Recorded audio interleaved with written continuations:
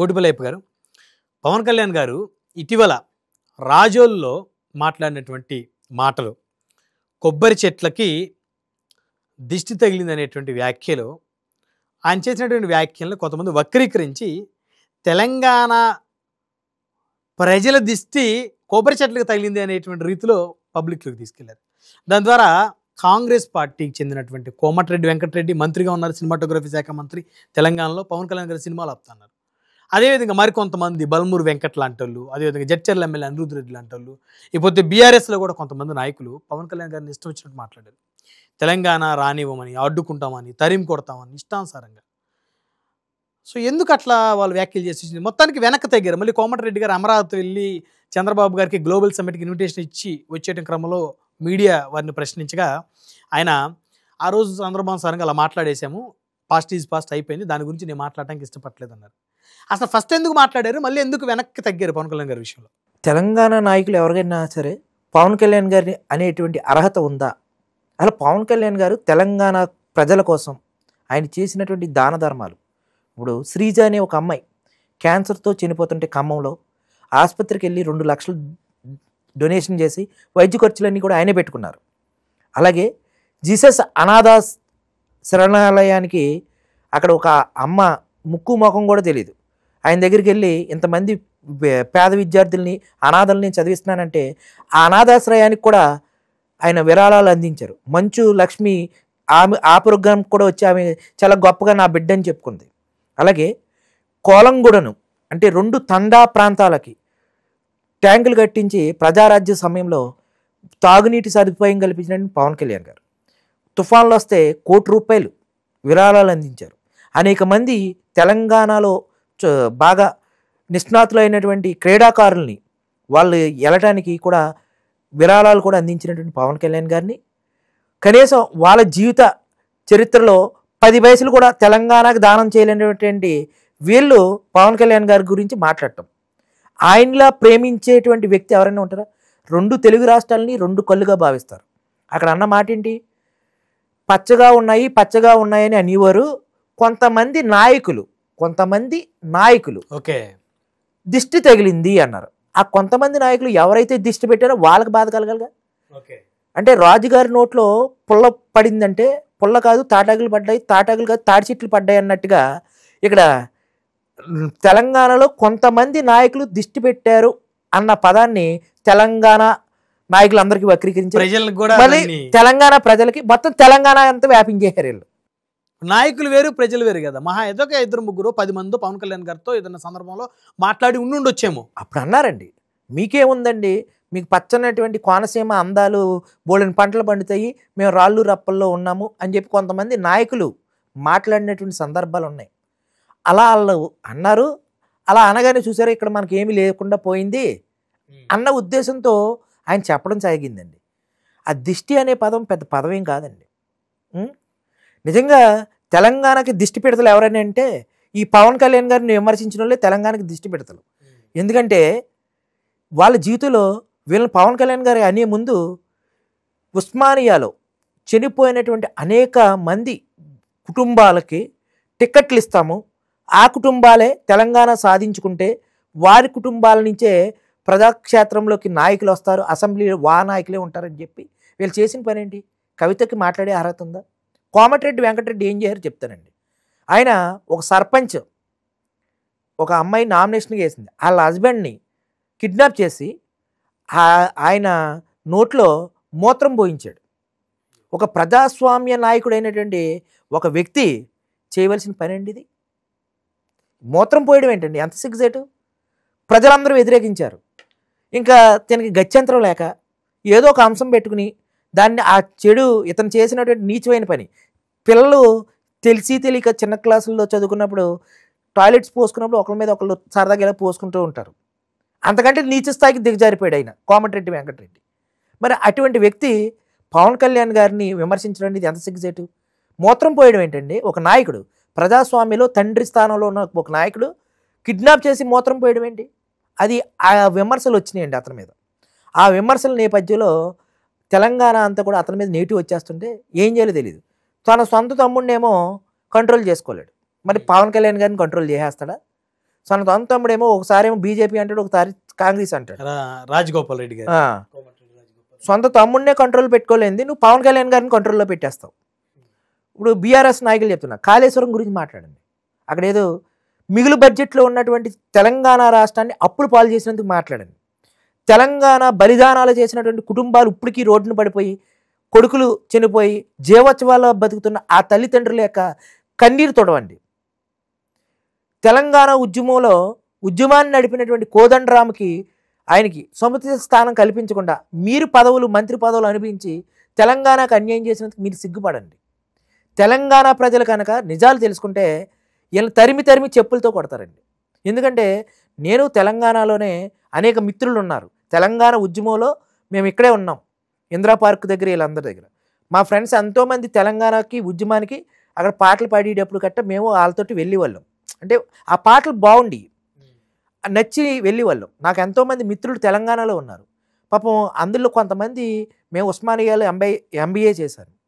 ఎంతోమంది మిత్రులు చనిపోయారు, బలిదానాలు చేశారు. మరి ఆ కుటుంబాలకు కదండి టికెట్లు ఇవ్వాల్సింది. అసలు మీ తెలంగాణ అనే పేరు ఉచ్చరించడానికి కూడా పనికిరారు. కవిత కానీ, కోమటిరెడ్డి వెంకటరెడ్డి కానీ, ఎవరైనా సరే మీరు వ్యాసం వేసుకున్నటువంటి ఒక నటులు మీరు. అసలు నిజమైనటువంటి తెలంగాణ కోసం కష్టపడిన వ్యక్తులు తెలంగాణ కోసం మాట్లాడాలి. మీ కుటుంబాల కోసం తరగని సంపదను సంపాదించుకుని తెలంగాణ పేరుతో, ఉద్యమాల పేరుతో భావ ప్రకటన స్వేచ్ఛ లేకుండా ఇక్కడ చిన్న చిన్న అంశాలని రెచ్చగొట్టి, ప్రజల్ని రెచ్చగొట్టి, చిన్న అన్నిటికి రెచ్చగొట్టి పబ్బం గడుపుకుని, రాజకీయ పబ్బం గడుపుకుని పదవులు అనిపిస్తున్నటువంటి ఇటువంటి వ్యక్తుల పవన్ కళ్యాణ్ గురించి మాట్లాడేది. తెలంగాణ ద్రోహులేళ్ళు. తెలంగాణ ప్రజలు కనుక నిజాలు తెలుసుకుంటే తరిమి కొడతారు వీళ్ళని. సున్నితమైన అంశాలని రెచ్చగొట్టి కులాలు, మతాలు, ప్రాంతాలు, విద్వేషాలు రెచ్చగొట్టి తరగని సంపదను సంపాదించుకోవడం, వీళ్ళ కుటుంబాలకి చేసుకోవడం. మరి అదే ఆంధ్ర ప్రాంత ప్రజల్ని ఎన్ని రకాలుగా లకారాలతోటి, పేడ బిర్యానీలతోటి ఎన్ని సంబోధించారు. మరి అయినప్పటికీ కూడా ఇవాళ టీటీడీలో పదవులు ఇస్తున్నాం.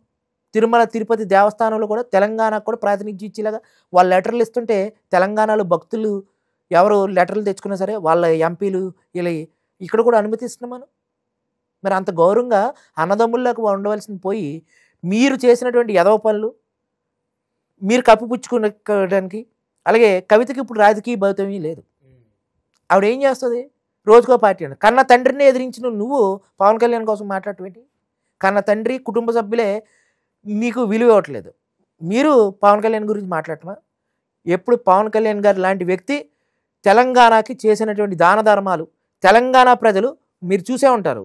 నేను మొన్న ఒకటి చూశానండి, ట్రెండింగ్లో పవన్ కళ్యాణ్ గారికి కొన్ని వచ్చినాయండి. Trending in India Telangana loves Pawan Kalyan 1,00,000 మంది చేశారు. అలాగే ఎక్స్లో కూడా 90,000 మంది. అలాగే చాలా మీడియాల్లో కూడా చాలా బీటీఎస్ ట్రెండింగ్ కానీ, ఎంటర్టైన్మెంట్ ట్రెండింగ్ కానీ, ఎక్కడైనా సరే తెలంగాణ ప్రజలు పవన్ కళ్యాణ్ గారికి లక్షల వ్యూస్ వస్తున్నాయండి. తెలుగు రాష్ట్రాల్లో 2 ప్రాంతాలు 2 కళ్ళు. ఏదైనా వరదలు విపత్తులు వస్తే అక్కడ ₹1,00,00,000 ఇస్తే ఇక్కడ ₹1,00,00,000 ఇస్తాడు. అవును. అక్కడ ఏదైనా కరోనా అప్పుడు కూడా తెలంగాణ గవర్నమెంట్కి ఇచ్చారు, ఆయన ఆంధ్ర గవర్నమెంట్కి ఇచ్చారు, కేంద్ర ప్రభుత్వానికి ఇచ్చాడు. ఆయన ఎప్పుడైనా అండి యుద్ధ ప్రాతిపదికన 2 ప్రాంతాలు 2 కళ్ళు. జీవితంలో పిల్లికి కూడా బిచ్చం పెట్టలేనట్టు ఈ కోమటిరెడ్డి వెంకటరెడ్డి జీవితాలకి తరగని సంపదను సంపాదించి ఉద్యమాల పేరుతో ప్రజల్ని రెచ్చగొట్టి పబ్బం గడుపుకునేటువంటి కవితకి, మీరు చెప్తున్నటువంటి ఇంకా మిగతా వ్యక్తులకి పవన్ కళ్యాణ్ గారు కాలి బటన్ వేలు కూడా టచ్ చేసే అర్హత లేదు. వీళ్ళు అందరూ కూడా స్వచ్ఛందంగా పదవులకి రాజీనామా చేసి తెలంగాణలో ఉద్యమంలో అసుగులు బాసినటువంటి ఆ కుటుంబాలకి వెంటనే పదవులు ఇచ్చి ఆ కుటుంబాలని అసెంబ్లీకి పంపించండి. అప్పుడు కానీ మీరు చేసిన పాపాలకు విమోచనం కలగదు. చెప్తున్నా, తెలంగాణ ప్రజలు మిమ్మల్ని తరిమి కొట్టేటువంటి రోజులు కూడా దగ్గరలోనే ఉన్నాయి. అది మర్చిపోకండి. పవన్ కళ్యాణ్ గారు లాంటి వ్యక్తి తెలంగాణ ప్రజలను అనలేదు. కేవలం కొంతమంది నాయకులు, కొంతమంది, ఆ కొంతమందిలో ఒకళ్ళో ఇద్దరు. అంటే చివరిగా ఇంకొక అంశం అయ్యప్ప గారు, రానున్న ఎన్నికల్లో ప్రత్యేకంగా జిహెచ్ఎంసీ, హైదరాబాద్ జిహెచ్ఎంసీలో జనసేన పార్టీ బీజేపీతో పొత్తు పెట్టుకొని కొన్ని స్థానాలు పోటీ చేస్తున్నారు అని చెప్పేసి వాళ్ళే ప్రకటించారు. సో సర్పంచ్ ఎన్నికల్లో కూడా జనసేన కొంతమంది అభ్యర్థులు ముందుకు వచ్చారు. అంటే సర్పంచ్ ఎన్నికల కన్నా గ్రేటర్ హైదరాబాద్ చాలా కీలకం. సెటిలర్స్ ఓట్లు కానీ, లేకపోతే తెలంగాణలో ఉన్నటువంటి పవన్ కళ్యాణ్ గారి అభిమానులు కానీ, సో బలంగా ఉన్న ఓట్ బ్యాంక్ మన కూకట్పల్లి నియోజకవర్గం 40,000 ఓట్లు వచ్చిన పరిస్థితి 2023 ఎన్నికల్లో. సో కొన్ని స్థానాలకు బలంగా పోటీ ఇస్తుందనేటువంటి ఉద్దేశంతో జనసేన నిర్వీర్యం చేయడం కోసం ఆంధ్ర తెలంగాణ భేదాన్ని తీసుకొని వచ్చేసి పవన్ కళ్యాణ్ గారిని ఆంధ్ర ఘాటికి కట్టేయాలనేటువంటి ఒక వ్యూహం అయి ఉంటుందనేది చాలామంది విశ్లేషకులు అభిప్రాయపడుతున్నారు. ఖచ్చితంగా అండి. అది మనం ఒకటి చెప్తాను, అలా పవన్ కళ్యాణ్ గారికి జనసేన పార్టీ పెట్టిన తర్వాత మొట్టమొదటి విజయం ఏంటో తెలుసండి. ఒక సర్పంచ్ ఇనామస్గా జనసేన పార్టీకి చెందినటువంటి ఒక సర్పంచ్ తెలంగాణలోని మొదటి విజయం అండి పవన్ కళ్యాణ్. ఓకే, తెలంగాణలో తెలంగాణ గడ్డ మీదే మొదటి విజయం. తెలంగాణ గడ్డ పవన్ కళ్యాణ్ గారికి ఒక తల్లి లాంటిది. ఆయన ఇక్కడే పెరిగారు, పార్టీ ఇక్కడే కదా, పార్టీ పుట్టింది కూడా, పార్టీ పుట్టింది కూడా ఇక్కడే. ఆయన ఎక్కడ ఏ కార్యక్రమం స్టార్ట్ చేసినా కొండగట్టు ఆంజనేయ స్వామి వారి దగ్గర పూజా కార్యక్రమం చేసుకొని ఆయన ఎక్కడికైనా ఒక తెలుగువాడిగా తెలంగాణలో పుట్టినటువంటి జనసేన పార్టీ ఆంధ్రాకి విస్తరించిందండి.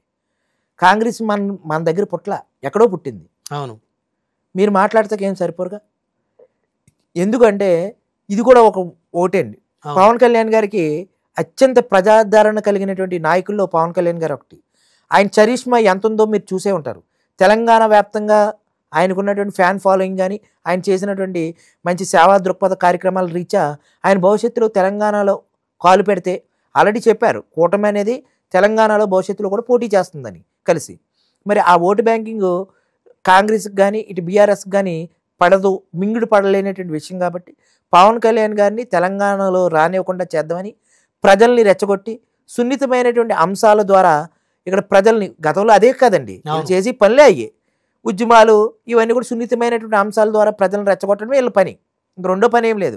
ఏమన్నా అభివృద్ధి చేద్దాము, కాళేశ్వరం ప్రాజెక్ట్ పోయింది, ఇదేముండదు. కానీ పవన్ కళ్యాణ్ గారు అభివృద్ధి గురించి మాట్లాడతారు. తెలంగాణలో ఎటువంటి కష్టాలు ఉన్నాయో ఆయనకి అన్నీ తెలుసు. మంచి అవగాహన ఉన్నటువంటి వ్యక్తి తెలంగాణ మీద, తెలంగాణ ప్రజల యొక్క పనుల మీద కానీ, తెలంగాణ ప్రజల యొక్క జీవన విధానాల మీద కానీ, ఇక్కడ ఎటువంటి ఉన్నాయి అన్ని అవగాహన ఉన్న వ్యక్తి పవన్ కళ్యాణ్ గారు. మొట్టమొదటిసారిగా తెలంగాణ పార్టీకి కూడా ఆ పార్టీ నియామకాలలో కూడా తెలంగాణ వ్యక్తులకే అగ్రస్థాంబూలం కూడా ఇచ్చారు పవన్ కళ్యాణ్ గారు. ఖచ్చితంగా తెలంగాణలో కూడా పవన్ కళ్యాణ్ గారి పార్టీ జనసేన పార్టీ పోటీ చేస్తుంది. ఇక్కడ మంచి భవిష్యత్తులో కూడా తెలంగాణ ప్రజల యొక్క మన్ననలు పొంది రాజకీయంలో ఒక సరికొత్త పార్టీగా అవతరించనుంది. ఇది ఎవరు ఆపినా ఆపలేరు. కొండని అద్దంలో చూసి చిన్నదైపోయినటువంటి భ్రమలో వాళ్ళు బతకడం తప్ప పవన్ కళ్యాణ్ గారు ఉన్నటువంటి వ్యక్తిని ఆపేటువంటి శక్తి ఎవరికి లేదు. అది తెలంగాణ ప్రజల యొక్క ఆశీర్వాదాలు, రెండు తెలుగు రాష్ట్రాల ప్రజల యొక్క ఆశీర్వాదాలు పవన్ కళ్యాణ్ గారికి పుష్కలంగా ఉన్నాయి. ఎవరు ఎన్ని కుట్రలు చేసినా పవన్ కళ్యాణ్ గారు తెలంగాణలో పోటీ చేస్తారు, తెలంగాణ ప్రజలు ఆదరిస్తారు. ధన్యవాదాలు కోటిపల్లి అయ్యప్ప గారు.